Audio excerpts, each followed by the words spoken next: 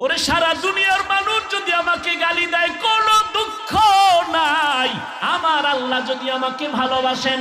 ও যুবক, তোমার জামাটা বেলেট দিয়া আপনজনেরা কেটে কেটে রেখে দিয়া 3টা সাদা কাপড়ের প্যাকেট বানায় বিদায় দিবে, এমন একটা জায়গায় কবরে রাখবে, কেউ দিনের বেলাও সেখানে যায় না, ভয়। অতএব তুমি কার পাল্লায় পড়ি আমার মাওলারে ভুলছো? কার পাল্লায় পড়িয়া তুমি নবীর সুন্নতের জবাই করতেছো রে বাবা? তুমি জানো নি তুমি যদি তার সাথে আঘাত লাগায় দাও, মোবাইলের নাম্বার ডিলিট করবে, পারলে তোমার কল্লাদারে দেহ থেকে ডিলিট করে দিবে। কেউ দুনিয়াতে আপন না রে বাবা। যতটুকুই জমিনে তোমাদের আপন থাকে, আল্লাহর কসম খেয়ে বলে গেলাম, একমাত্র আহলে হক উলামায়ে কেরাম উম্মতের আপন, এছাড়া আর কেউ বিনা স্বার্থে তোমার সহযোগিতা করবে না। দেখো না করোনায় বাবায় মরিয়া গেছে, ছেলেরা লোক দিয়া টাকা দিয়া লাশটারে রাস্তায় ফালায় রাখছে, দরজা লাগায় দিছে, লক করে দিছে। বাবার লাশটা কুত্তায় খাইলো না, জানাজা পড়লো, আর একবারও জানালা দিয়ে তাকায় নেই।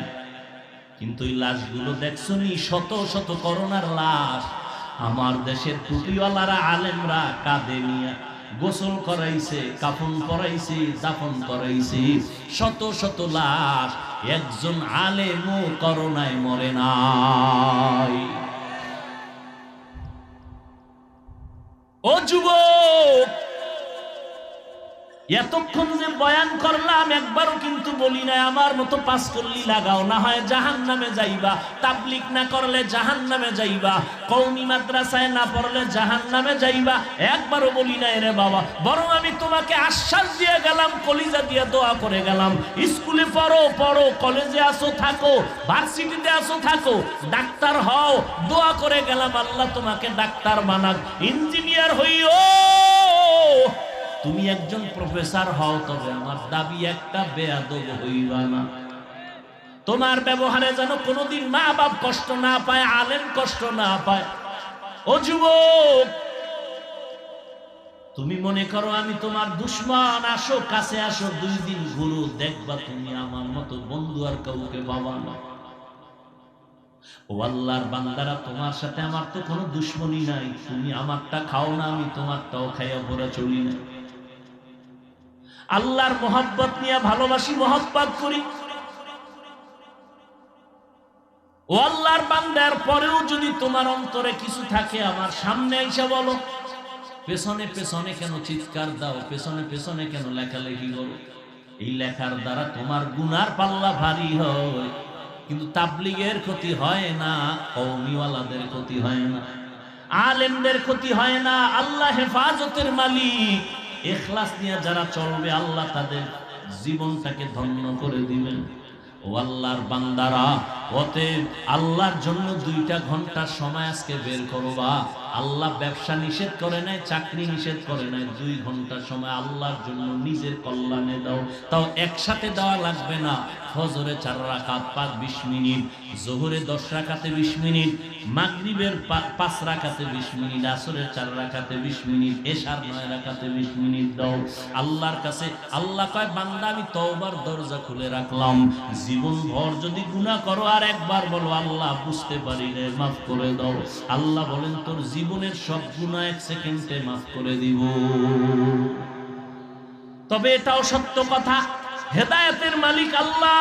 নবীর বয়ানে আবু জাহাল কালেমা পড়ে না, কত বড় বেঈমান। আবার নবীকে জবাই করতে আসিয়া কালেমা পড়ে নিল হযরত ওমর। এর নাম কপাল। সবার কপালে হেদায়েত হবে না। কেউ বয়ান শুনে অন্তর তৈরি করবে, আর নামাজ ছাড়বো না, দাড়ি কাটবো না, বেপরদায় চলবো না, মা বাবারে কষ্ট দিব না, ওলামায়ে কেরামের বিরুদ্ধাচরণ করে গুনাহগার হব না, নবীর তরিকা মেনে চলবো, তওবা করে গিয়া নামাজটা ধরে ফেলবে। আবার একদল বয়ানের পরে বাইরে গিয়া সমালোচনা করবে, এই ভুল সেই ভুল, এটা হয় না, নিজেও নামাজ পড়বে না, যারা নামাজ পড়বে তাদেরও পছন্দ করবে না, নিজেও দাড়ি রাখবে না, যারা দাড়ি রাখবে তাদেরও পছন্দ করবে না। এই রকম কপাল পোড়াও এই জমিনের মধ্যে অভাব নাই। অতএব আমি বলবো রে ভাইজানেরা, ও বাবাজিরা, ও পর্দার আড়ালের আম্মা জানেরা, আপনাদের জীবনটা বড় ধন্য। আপনারা নবীদের মায়ের মতো মা, সাহাবায়ে কেরামদের মায়ের মতো মা, আলেমদের মায়ের মতো মা। আজকে স্টেজে প্রায় 25টা সন্তান কোরআনের হাফেজ, এদের মাথায় পাগড়ি দেওয়া হলো। এদের মা বাবার কলিজা কত ধন্য, এদের মা বাবা জীবনটা কত ধন্য হয়ে গেল। এই সন্তানগুলো হাফেজে কোরআন হয়ে গেল, মা বাবাও ধন্য হয়ে গেল। এরে আম্মা জান, আপনার কি মনে চায় না এক সন্তানকে কোরআন পড়নেওয়ালা ডাক্তার বানাবেন, কোরআন পড়াইয়া ইঞ্জিনিয়ার বানাবেন, কোরআন পড়াইয়া প্রফেসর বানাবেন? আপনার সন্তান আপনার আদর্শ নিয়া ডাক্তারি করবে, মা বাবার জন্য কলিজা ভরে দোয়া করবে, কোরআন পড়বে। এমন একটা সন্তান যদি বানাইতে পারেন, জীবন ধন্য, দুনিয়াও ধন্য, আখিরাতও ধন্য। ও মা, এখন থেকে তওবা করে নেন, নিজেও নামাজ পড়বেন, সন্তানকেও নামাজি বানাবেন, নিজেও কোরআন পড়বেন, সন্তানকেও কোরআন পড়ানেওয়ালা বানাবেন। ওলামায়ে কেরামের দোয়া নেওয়াইতে থাকবেন, কপাল খুলে যাবে রে মা। স্বামীর মাল হেফাজত করবেন, সন্তানগুলোকে আমানতের সাথে আদর্শওয়ালা বানাবেন। এখন থেকে তওবা করেন বৃদ্ধ বাবাজিরা, আপনারাও তওবা করেন, যুবক বাবারাও তওবা করে নাও। জীবনে নামাজ ছাড়বা না, বেপরদায় চলবা না, মা বাবারে কষ্ট দিবা না। এরে আল্লাহর বান্দারা, ভালো করে বুঝো, ইবাদতের জন্য আল্লাহ আমাকে পাঠাইছেন। আমার কাজ হলো আল্লাহর আনুগত্য করা, গোলামি করা। এখন আমার ঘুমের দরকার, খানার দরকার, পানির দরকার। আল্লাহ বলেন তোর কোনো পেরেশানি নাই, আমি সব কুদরতি ভাবে আয়োজন করে দিলাম। তোর পানি লাগবে দিলাম ফ্রি, বাতাস লাগবে দিলাম ফ্রি, তোর যেটা বেশি প্রয়োজন সেটা আমি ফ্রি করে দিলাম। লবণ আমগো বেশি প্রয়োজন না স্বর্ণ? কথা বলেন, এই জন্য লবণের দাম কম না স্বর্ণের থেকে বেশি? কম না? যেই জিনিস বেশি প্রয়োজন এটার দাম কম। আল্লাহ কুদরতি ভাবে আমাকে বাতাসের বেশি প্রয়োজন ফ্রি, পানির প্রয়োজন ফ্রি, সূর্যের আলো না থাকলে অন্ধকার ফ্রি। আল্লাহ পাক সবকিছু জিনকে দেন, মানুষের জন্য দিয়েছেন।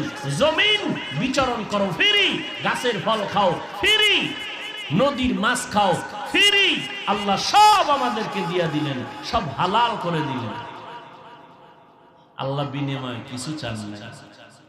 দুনিয়ার মেধাওয়ালারা, ইঞ্জিনিয়ার সাহেবরা মেধা খাটাইয়া আল্লাহর দেওয়া সূর্যের আলোটারে মেশিন দিয়া কন্ট্রোলিং পাওয়ারে নিয়া নতুন করে এটাকে আবার বিদ্যুৎ উৎপাদন করেছে, সৌর বিদ্যুৎ ঘরে ঘরে দিয়া মাসে মাসে টাকা নেয়।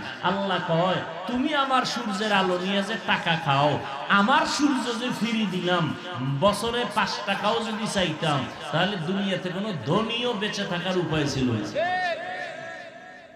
আমি সূর্যের আলো দিলাম ফ্রি, চাঁদের আলো দিলাম ফ্রি, বাতাস দিলাম ফ্রি, সব ফ্রি দিলাম, বিনিময় কিচ্ছু চাই নাই। বিনিময় কিছুই চাই নাই ঠিক, কিন্তু আমি চাইছি এতটুকু, তুমি তোমার কল্যাণে কিছু কাজ করো। কি? ইবাদত। ইবাদত মানে সবসময় জিকির, তাসবিহ, নামাজ না। ঘুমাবেন ইবাদত। আল্লাহ কয় বান্দা 24 ঘন্টার পর্দা লাগায় দিছি তোর হায়াতটাকে। এই 24 ঘন্টার মধ্যে আমি আল্লাহ তোর শরীরের মহা ঔষধ হিসাবে দিলাম রাতের ঘুম।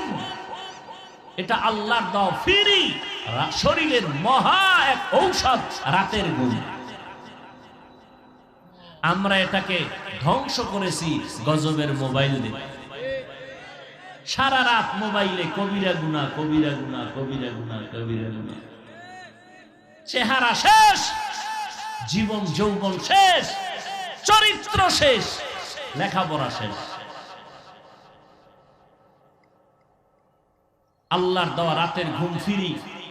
আল্লাহ বলেন বান্দা 24 ঘন্টার 22 ঘন্টা তোমাকে দিলাম, তুমি তোমার ব্যক্তি কাজে লাগাও, দোকানদারি, ব্যবসা, চাকরি, লেখাপড়া। 22 ঘন্টা তুমি এটা তোমার ব্যক্তি কাজে লাগাও। 24 ঘন্টার 22 ঘন্টা তোমার ব্যক্তি পরিবারে দাও। থাকে কয় ঘন্টা বলেন? মাত্র 2টা ঘন্টা তুমি তোমার কল্যাণে আমার জন্য ব্যয় করো। 24টা ঘন্টার ভেতরে 22 ঘন্টা তোমার ব্যক্তি পরিবারে ব্যবহার করো, ব্যবসা, দোকানদারি, চাকুরি, লেখাপড়া। বাকি থাকলো 2টা ঘন্টা, এটা তোমার কল্যাণে আমি আল্লাহর জন্য ব্যয় করো। তাও একত্রে পারবা না, তোমার সময় হাতে নাই, একত্রে 2 ঘন্টা দিতে পারবা না। আমি আল্লাহ কত দয়া তোমারে করেছি, আমি আল্লাহ পাক এই 2 ঘন্টা সময় আলাদা